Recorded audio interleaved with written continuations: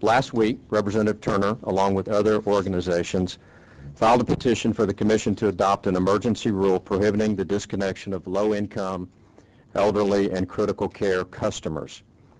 I understand the concern to protect vulnerable customers from disconnections during the summer. Fortunately, electric rates and market conditions this year are better than in previous summers, and Commission rules already put protections in place to help low-income, elderly, and critical care customers avoid disconnection. If people are looking for an immediate impact on their electric bills, I strongly encourage them to take advantage of the competitive retail electric market and shop around for a new retail electric provider. If a customer is at the end of their term, or if you're on a month-to-month plan, they should shop around for the best deal available. It may also be advantageous to leave your current rep, even if you're in the middle of a contract term, pay a termination fee if the savings over the life of your new contract would outweigh that fee. Customers should choose the plan that is right for them, and you can often see a dramatic drop in electric bills. When we go back and look at the numbers from 2006, which is the last time we put the disconnect moratorium in place, the reps were left with an unpaid balance of over $9 million.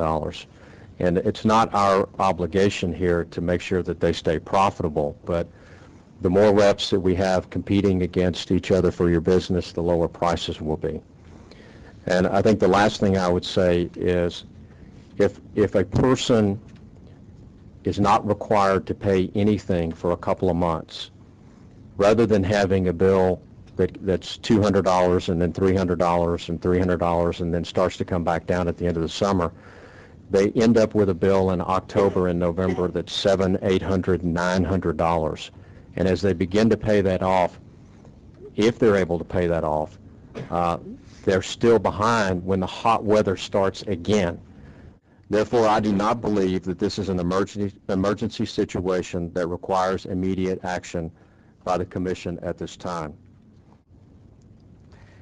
I would have liked the courtesy of at least coming before you to discuss the petition that I filed before you made your decision. I'm here in a special session, but whether it was a special session or not, I would have come anytime, any day, any week to discuss my petition on behalf of the people in my district and districts similarly situated and argued their case, not just on paper, but to bring life to the words on that paper before you all made your decision. Your decision has been made. You've announced your decision. And I don't know what you expect of me. I have listened to you talk about it is inadvisable to engage in a moratorium disconnect in a competitive market. I've listened to you talk about companies going out of business. I have listened to you talk about companies passing on the cost. I have listened to you talk about retail electric providers cannot afford bad debt. Well, the companies ought to be proud of you because you have argued their case. But for those who are critical care customers, low income, and senior citizens, people who are facing hard economic times now, an unemployment rate in the state of Texas that's 7.1%, and people who are more afraid of their electricity bill than the heat itself, you did not argue their case. One thought that came to my mind was, I wish this hearing was being held outside of Austin and in the areas where people are going to be directly impacted.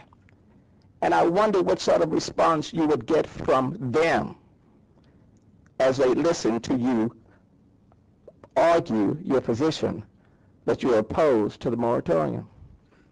Because let me tell you, if your hearing, Mr. Chairman, and your comments were held in my district and districts similarly situated, you would already know how they would respond. You indicated, Mr. Chairman, along with Commissioner Nelson, that you all may be prepared to revisit the subject if conditions change. And what I am saying to you, what must change? The month of June was the hottest month in the history of Texas. And during those days when that heat index, that weather advisory was hit, which was a number of days last week, customers were protected under our current rules. And I beg to differ, and that's why the petition was filed. I beg to differ. And if your rules are more robust than the petition, then there should be no problem with adopting the petition. If what the PUC has already put in place is more strenuous than the petition, then what's the objection of adopting the petition? Must there be more people dying from heat-related death before this entity, before you change your mind? Is that what we need to wait on? And then we can balance the loss of life on one hand versus imposing a moratorium that would be inadvisable for retail electric providers and this competitive marketplace? Is that the bottom line here?